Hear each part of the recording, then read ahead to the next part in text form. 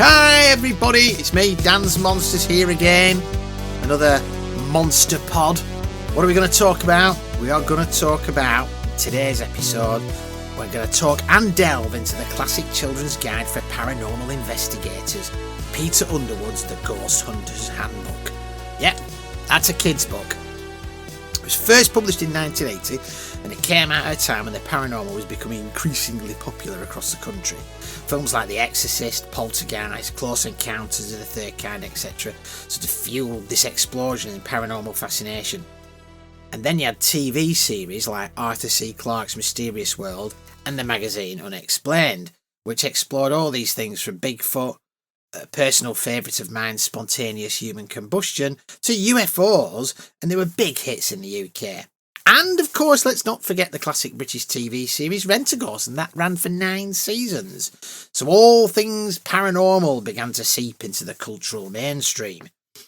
Now, my friends and I were utterly fascinated by this stuff. We would discuss the latest episodes of Arthur C. Clarke series at school. We're all big Star Wars fans and Doctor Who, and we all started collecting the Unexplained magazine from the local newsagents. And, of course, we pored over those classic Osborne Book of Ghosts and Monsters from the school library, and even managing to get my parents to buy a copy from the local book. Plus, the 80s saw the boom in the horror pulp novels with authors like James Herbert, Guy Smith and Sean Hudson, and I somehow managed to get my parents to buy me some copies of these, because you never really found them in the school library. We could also buy books through school when this monthly pamphlet turned up called the Bookworm Club. This had a list of books for kids with little reviews and interviews with the authors. It also had a list of books that you could order through the school. You would tick the little box next to the title you wanted, hand your money in a little plastic bag over to the school office with your completed form, and then a couple of weeks later, your book would turn up and be handed to you in class. The teacher would normally say in the morning, "Your books have arrived, we'll hand them out this afternoon." Top level excitement, I'll tell you that right now. Whoa, it was an exciting day when that came along. And there was always something you could buy in this pamphlet, usually the Osborne books. There was like scary Puffin collections, Piccolo collections, and the classic Osborne How to Be a Spy, which contained the How to Make a Spy Kit out of your mum and dad's matchbox. Different times. One day though, in this list was Peter Underwood's Ghost Hunters Handbook. I mean, my brain just exploded. A Ghost Hunters Handbook? In a school pamphlet? Was this real? I ordered it immediately. A few of my friends ordered it. And when it arrived a couple of days later with its pale brown cover and the ghostly illustration on the front, it was a great day. Especially when it had a warning on the very first page. I've just got my copy here. So let's have a read. Oh, listen. Pages. I had to buy a new copy. This isn't the original, unfortunately. Okay, here's the warning.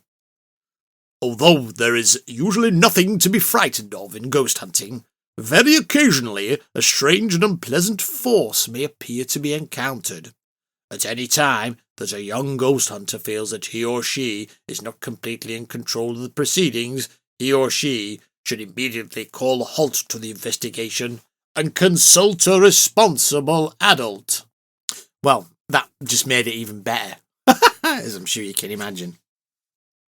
So, first I should really explain who Peter Underwood was, if nobody knows. He was a British author and parapsychologist, and a noted and well-regarded paranormal investigator and author on the subject of the supernatural. Many of his books were aimed at both the curious public, like myself, and serious researchers, like I thought I was. And he began a trend, which still exists today, of these comprehensive guides of regional haunted places, which you can always find in one of the National Trust or English Heritage shops in the UK. He was a pioneering figure in the world of ghost hunting, his most notable investigation being that of Britain's supposedly most haunted house, Borley Rectory. Underwood was greatly influenced by the grandfather of British ghost hunting, Harry Price. Price had also investigated Borley Rectory and written a book about his experience titled The End of Borley Rectory. Underwood contacted Price when he started his investigation, and this led to a great friendship.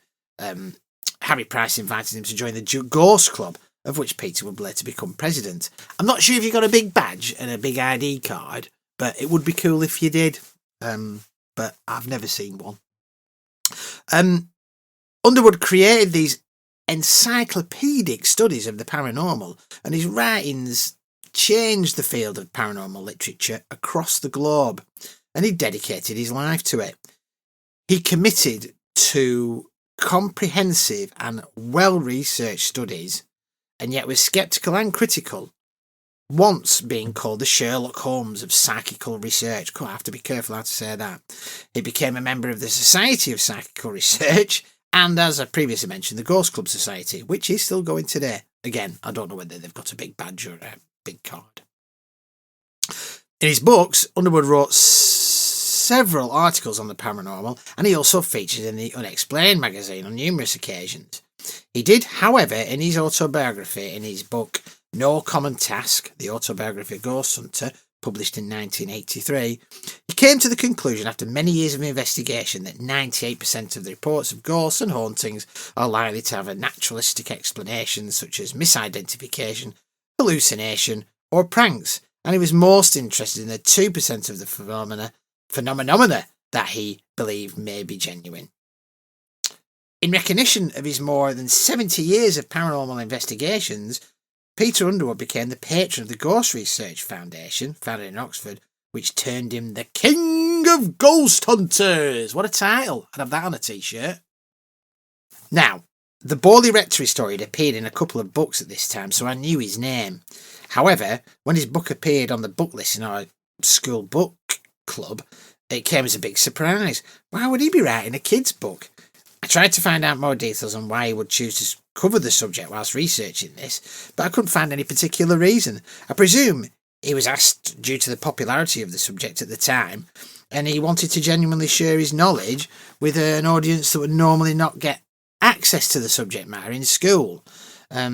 The blurb on the back was magnificent, and as a kid simply hooked me in. The Young Person's Guide for Becoming a Professional Ghost Hunter. How to find a ghost, what to do when you are face to face with a ghost, how to unmask a fraud, and even how to make a ghost trap. For the first time, Peter Underwood lets you into all the secrets that have made him the world's top ghost hunter. Now follow in his footsteps if you dare. Woohoo, that's good, isn't it? So, nostalgia being a thing, I thought I would pick up another copy, as mine has been lost to the mists of time, as I have moved house a couple of times. And even though the version I got is like some self-published one, and it's not like the smaller one that I had, the content still stands up, and it's as good as it was back in the day. Brought a lot of memories back. Like any great guidebook, it's broken down into parts. It provides all the practical things needed for investigating paranormal phenomena, and it even has like a handwritten list of everything that you should do, and the handwritten list of how to report, because obviously there were no computers back then. So it compiles all the information on the methods and equipment, all the different types of hauntings you can expect, how to observe them, and how to record your findings. And it gives you a historical context and the folklore surrounding the types of ghosts. Plus, it gives you some case studies and examples from Underwood's very own experiences. This book did not disappoint many years later. You could be your very own Ghostbuster 4 years before that even became a thing. The important thing about this guide, which I remember the first time around and on rereading it, is even though it's for a younger reader, it does not look down to the reader. It's a serious book about a serious subject, and it's written with all the authority of a non-fiction book you'd find on the shelves in Waterstones. He's not talking down to children. He is just matter of fact, brilliant, interesting. It's just fascinating. And of course, the excitement of reading this made us all want to go and make our ghost hunting kits and go off investigating. I even made my own business cards, Ghost Hunters Incorporated. Not very original, I know. I only found that out because I'd written it in the back of an old notebook I found. I don't have the cards anymore. I'm sure they were just handwritten ones and cut out. We were lucky enough to have a pal whose parents lived in a big Tudor mansion that they looked after as part of a science thing, I think it was. So we set up our investigations following the book's instructions in this old house that's got to be haunted. Inevitably, this led to us being half scared to death and just like not sleeping all night and terrified and probably never doing it again. No word of a lie, I bloody love this book, and rereading it made it all those memories come rushing back. and a warm glow and a cold chill all at the same time. Absolutely magnificent stuff. I've read some of Peter Underwood's other guides and they're all excellent. This one, though, has a very special place in my very dark heart. You can find the reprinted copies online from eBay and Amazon even. Like I said, this is the one that I've got, and I really recommend you checking out. It's a fascinating curiosity that I just don't think you would get away printing today. I don't know. I think you should. I don't know whether you get it in a school library. Certainly probably not in some places in America anyway. Ooh, topical.